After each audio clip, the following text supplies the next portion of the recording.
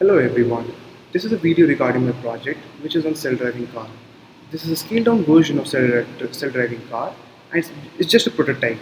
So the aim of this project is to create a car which can steer itself, which can detect obstacles and which can also reach road signs and take corresponding action. So there were some problems in the previous scaled down projects, as in this, they required a laptop or some high processing capacity thing which can process all the images which is captured by the car so that the car can take directions. So I've tried to remove those problems and to some extent I have removed, and in this video I'll be showing you how the car actually works and how I have made this. So before showing a demonstration, let me describe what I have put on the car, what I have mounted on the car, and what are all those things. So as you can see in the front, there is a sensor which is called the ultrasonic sensor, that is the HCSR04 sensor. This is used to detect an obstacle. It actually gives us distance of an obstacle from the car. So based on that distance, I'm trying to stop the car whenever an obstacle comes in front of the car. Now, as you can see, the one on the top is actually a Raspberry Pi camera. So this camera basically captures the frontal images of the car, and the images they are transferred to the Raspberry Pi. Now, since this car is autonomous, so for the user to interact, I have put a Wi-Fi dongle which actually helps the car to act as a web server, and user on a phone or a laptop can browse the server in a browser and see what decisions the car is actually taking. On the top, I've actually mounted a Raspberry Pi, as you can see in the center, the green one. The Raspberry Pi is the brain of the car. It does all the processing work that the car has to take. So all the images that are captured by the camera are transferred to the Raspberry Pi. The Raspberry Pi takes the corresponding decision, and the decision is then translated to the internal circuitry of the car, as you can see over there. So I have made the connections to the internal chip of the car, and the decision taken by the Raspberry Pi is given to the chip, which in turn gives it to the corresponding motors for the car to move. Also, to make the car portable, I have mounted some power banks, which are huge batteries. So there are two power banks. The power bank on the top is to power the Raspberry Pi, and one at the bottom is to power the car. So I've removed the default battery, and as you can see, the wire goes inside. This wire goes inside, and this wire from the lower power bank, it powers the car. So the whole runtime of the car is about more than 12 hours, and for the user to view, like there's an onboard LED indicators. So there are three LEDs, as you can see over here. The red one, which is actually lighting right now, the yellow one, and the green one. So the purpose of the indicators is to indicate the user what decision the car is actually taking. So whenever we have only the red LED glowing, it means that the car is stopped. When there's only green, it means that the car is actually running. And when there's yellow, it means that the car is initializing, just initializing some stuff. So there's also a button, as you can see over here. Forget the logo and stuff. So there's a button which helps the user to switch from the auto mode to the manual mode and vice versa. So this is the basic explanation of the car, and this is how the car actually looks from the front. So in the demonstration, you will see how the car will actually stop on encountering a stop sign which I have made just as a model stop sign. How the car will take decisions whether to move forward, to move left, and like that. So there's also another video which I'll be upload, in which is just an add-on in which I'm trying to move the car with the help of my hand gestures. So have a look at that video also. But before that, now we'll see the demonstration. Alright, so let's start with the demonstration. As you can see on the screen, there are actually four windows. The first one on the left is a terminal which actually shows the output of the Raspberry Pi.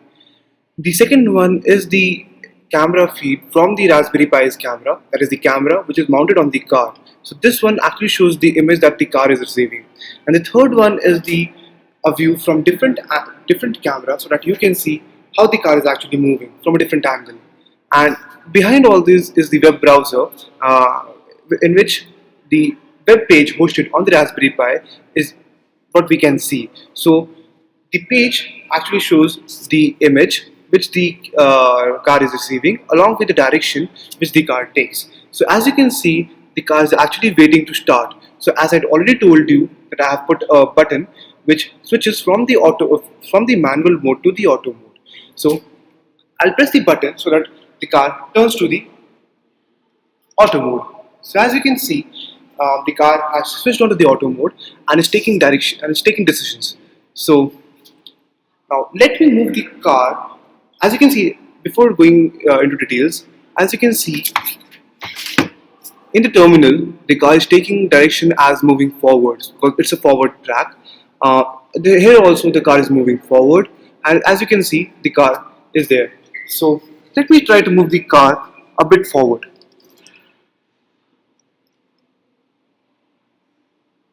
So as you can see, as the car encountered a stop sign that is within the distance of 31 centimeters, it actually found a stop sign. Now based on the stop sign, the car will stop for only 3 seconds and then move forward. If it again encounters a stop sign, it will again wait for 3 seconds and then move forward. Now let me remove the stop sign. Now it will just move forward. So let me switch on the car. First I'll remove the stop sign. Now let me switch on the car so that you can actually see the car in action. Okay, so as you can see, the car, as you can see, the car moved forward. Okay, so without falling down, the car actually moved forward. Now I'll switch it off for some time. So this was how the car is actually detecting the stop signs and the car is moving forward.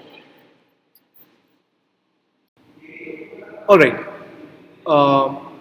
let's see the second part of the demonstration, that is what action the car actually takes when it encounters a track which is not forward. Either it is left turned or it is right turned. So I have made a track which is actually left turned. As you can see in both the images, the one which the car sees and the one which you can see precisely. So as you can see, the track is left turned, and now we'll see how the car, what decisions the car takes when it encounters the left track. So I'll switch on the car again, and before switch right before switching on the car, so I've switched on the auto mode right now, and as you can see, the decision the car is taking is move forward because what it can actually see is a forward track. So now let me move it a bit forward with my own hand, and when it encounters something to turn, it will take a left turn. So when the car, from a third angle, you can see that the track is turned in nature, but what the car actually sees is now it sees a left turn and it is taking a left direction. If it moves a bit more forward, so now it sees a forward track, the car sees a forward track and will take a forward path. So I'll switch on the car now so that to give you a demonstration, and I'll go on the other side so that to catch the car and when it not falls. Okay, yeah.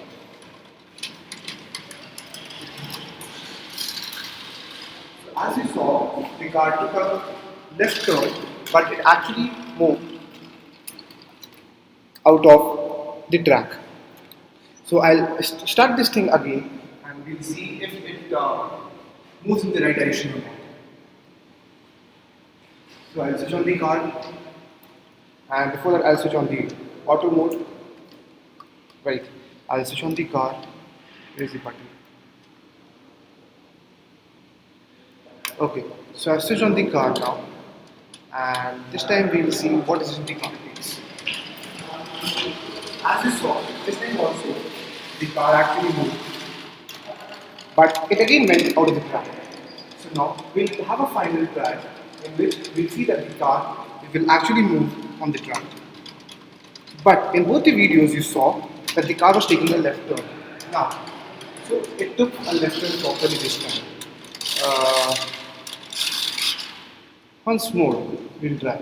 I'll prepare the track once again. So Some things to observe before the final try is, so this top thing was actually an error which we normally encounter in trainings, testing. So some things to keep in mind is, point number one, that the car is actually a self-sufficient, self-capable thing. It has a battery, it doesn't need any other support. It has the processing power, it doesn't need a laptop in any case for some processing. It does all things on its own. And as you saw, the car was actually quick, so the decisions taken were in real time, not very slow.